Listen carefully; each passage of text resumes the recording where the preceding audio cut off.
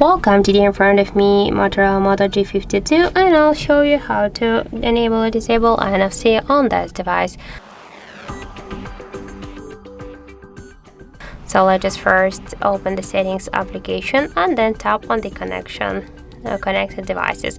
Then click to connection preferences and you'll see here the NFC icon. Just to activate NFC, you should click here on the switcher. We can also activate a switcher to make NFC icon visible on our status bar here.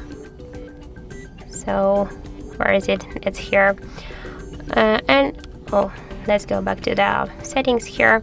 If you want to turn it off, we just can click again on the switcher, and now we have still this icon here.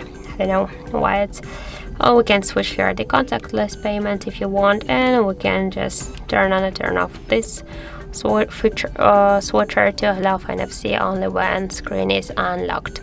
If you want to turn it off, click on the switcher again, and here just we have the second way how we can do that. Just click once on the NFC icon, and to turn it off, click on the icon once again, and that's it.